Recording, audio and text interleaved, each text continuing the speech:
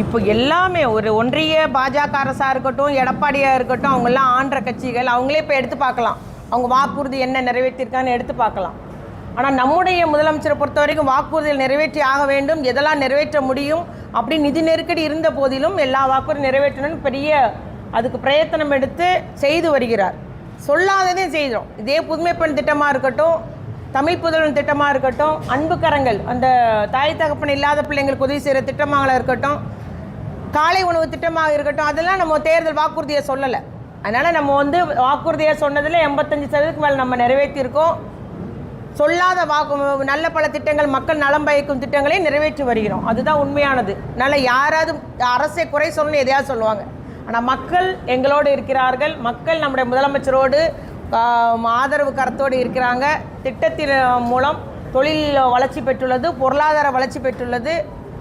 மக்களுக்கான ஏழை எளிய மக்களுக்கான திட்டங்கள் பெற்று நலமடைந்து வருகிறார்கள். தனிநபர் வருமானம் பெருகியுள்ளது. அதனால் நிச்சயமாக மக்கள் ஆதரவோடு மீண்டும் திராவிட முன்னேற்ற கழக கூட்டணி மீண்டும் 2026 ஆட்சி பொறுப்பேற்கும். 2026 சட்டமன்ற தேர்தலில் திமுகவுக்கும் தமிழக வெற்றி கழகத்துக்கும் போட்டி அப்படின்னு சொல்லியிருக்காரு. ஏன் எல்லாரும் சொல்றது தானங்க, இதெல்லாம் ஜஸ்ட் லைக் தட், அவ்வளோதான். திமுகவுக்கு எத்தனை எதிர்கட்சி இருந்தாலும் நாங்கள் தான் வெற்றி பெற போகிறோம். திமுக கூட்டணி வெற்றி பெறும் உறுதியாக.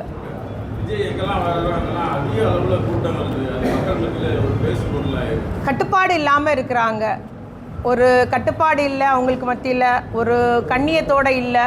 இப்போ ஒரு சின்ன ஒரு தகவல், அதில் ஒரு நெரிசல் வந்துட்டுனா என்ன ஆகும்? எத்தனை உயிர் போகும்? அதனால் நம்முடைய அந்த தலைமை என்பது கட்டுப்பாட்டோடு அந்த கூட்டத்தை நடத்தணும். அதில் கலந்து கொள்கிற இத்தனை பேர் வரணும், இத்தனை பேர் இந்த மாவட்டம் வரணுன்ற ஒரு வரையறையோடு நடத்தணும். அது இன்னும் அவங்க இன்னும் கற்றுக்கல, விரைவில் கற்றுக்கொள்வார்கள். உண்மைதானே? உண்மைதான் இல்லையா? சரி.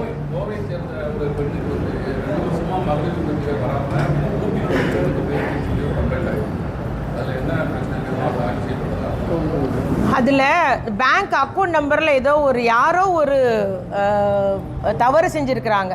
எழுதும்போது அந்த அம்மாவுடைய பேங்க் அக்கௌண்ட் நம்பர் எழுதாமல் வேற ஒருவருடைய நபர் எழுதி இன்றைக்கி அந்த வெளி மாநிலத்தில் உள்ளவங்களுக்கு கிரெடிட் ஆகிட்டு இருந்திருக்கு.